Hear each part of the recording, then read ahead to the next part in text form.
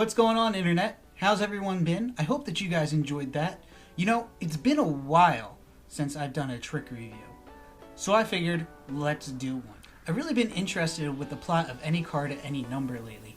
So I was going through a magic site and I came across a trick by Rick Lax under the name of The End.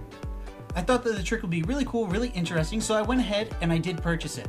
I played around with it a few times, I did perform it for people, so I figured, you know what, let me go ahead, let me do a review on this trick. For those of you that follow the channel, you do know that I normally go out, I normally perform the trick for actual people, get their reaction. As you know, if you follow my channel, I just had a kid, it is a little bit difficult for me to get out right now.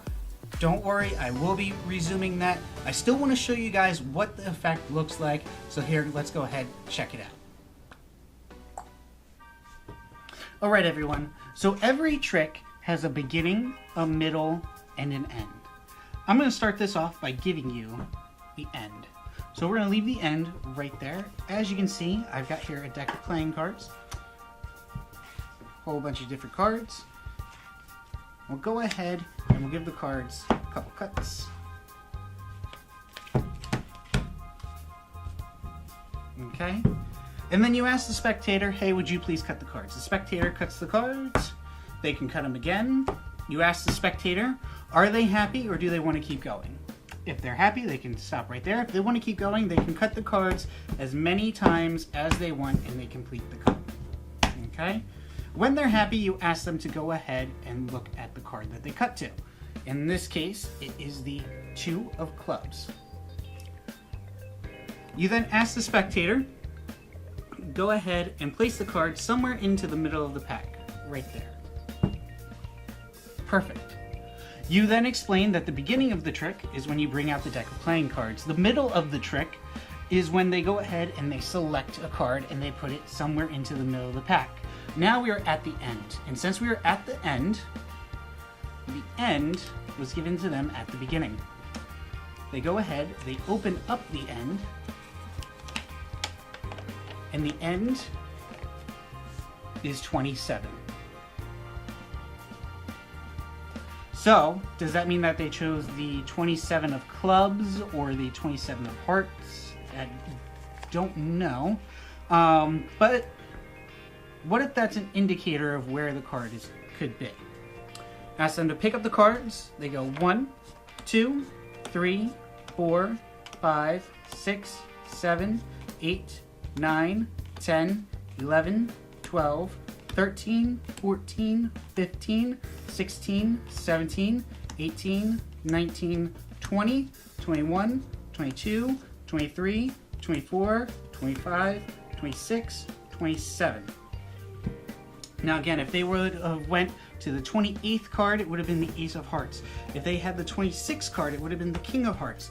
But the 27th card that's been there from the beginning, that they went ahead, they cut to, they placed somewhere into the middle of the pack, is the 2 of clubs. And that is the end. So again, that is the end by Rick Lax. So it's a good trick. It's a really good trick. It's got some positives, got some negatives. I do want to go ahead. I'm going to rate it into 3 categories. I think I'm going to do my reviews like this from now on. Let me know what you think of this. So category number 1, is it a good effect? Is it something that you'll do for your friends? Category number 2, is it something that you'll add into your working repertoire? And category number 3, is it something that I'll put into my everyday carry? Okay, so to answer your question as to number one, is it a good trick? Yes, I think it's a good trick. I've gotten some pretty strong reactions with this. I think that to an everyday person, even to a couple magicians that I did it to, it's a very strong effect. To have a prediction at the beginning of a trick is always a strong effect. People really, really, really tend to enjoy that. I even closed one of my sets during the holiday season with this effect. It is pretty strong, and it does get great reactions. Question number 2, would I put it into my working repertoire? The answer to that is no. Okay, now I do have a couple reasons why. As I stated, I did try and put it into my working repertoire before during the holiday season. I do a lot of walk around shows, close-up shows, so I thought that this one would be great for it.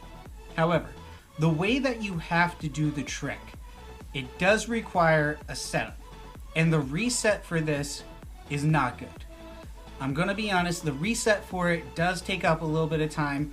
It's not an easy reset that you can just do instantly, and it's pretty obvious how you have to reset the cards. So for me, it just would not work in a working repertoire. Unless you want to close with this as your closing effect, and then you're done for the rest of the night. That's the only way that it would work. And to answer number three, will this go into my everyday carry? The answer again, no. Absolutely not. Unfortunately, it just will not fit. For the amount of reset that is required for this trick, it will not work in an everyday carry. You will have to have extra pocket space just specifically for this trick, and that's a lot of pocket space for a separate deck of playing cards altogether. So out of that, I still do like the effect. It's pretty cool. The method is very interesting. The one thing that's the real down for me is the reset. But again, it is a really fun effect, and the amount that you pay for it, it's very just. Price-wise, it's very fair, I gotta admit. So guys, I hope that you enjoyed that. Again, this was a quick little review. I haven't done a review in a while, and I really wanted to jump back on it.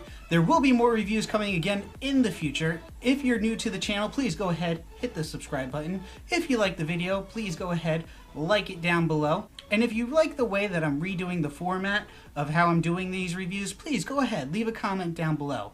Again, guys, this is Chazz Barber. Thank you so much for spending some time with me, and I'll catch you later.